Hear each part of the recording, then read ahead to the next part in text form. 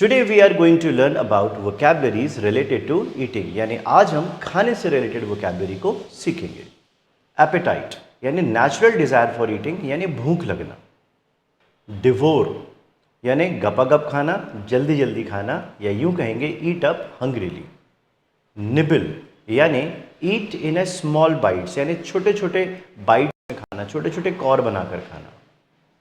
Gobble यानी ईट up हंग्रीली, यानी जल्दी जल्दी खाना, गपागप खाना। Munch to eat with a crunchy sound, यानी जब हम कोई चीज़ खाते हैं तो उसमें कर कर वाली जो आवाज़ आती है ना, उसे कहते हैं।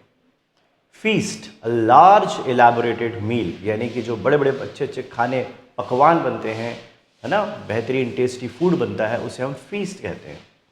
स्टार्विंग यानी एक्सट्रीमली हंग्री, यानी बोलते हैं ना भूख से मर रहा हूँ, I am starving. Gluten a person who Yeats a lot, यानी खूब खाने वाला, पेटू। ओवर ईटिंग यानी ज़रूरत से ज़्यादा खाना, to eat more than required. Binge to eat और drink excessively in a short period of time, यानी कम समय में ज़्यादा खाना या पी लेना। क्रेविंग बोलते हैं ना तलब लगना, किसी चीज़ को खाने के लिए बहुत तीव्र इच्छा होना। Gorge to eat in a large amount, बहुत ज़्यादा मात्रा में किसी चीज़ को खा लेना। Snack a small amount of food that is eaten especially between two meals, यानी लंच और डिनर के बीच में कुछ हल्का फुल्का खाते हैं तो उसे स्नैक कहते हैं।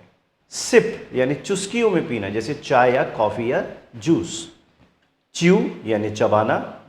स्वॉलो यानी गुटकना। सेवर यानी स्वाद लेके खाना, चाव से खाना, SAVOUR, सेवर यानी चाव से खाना।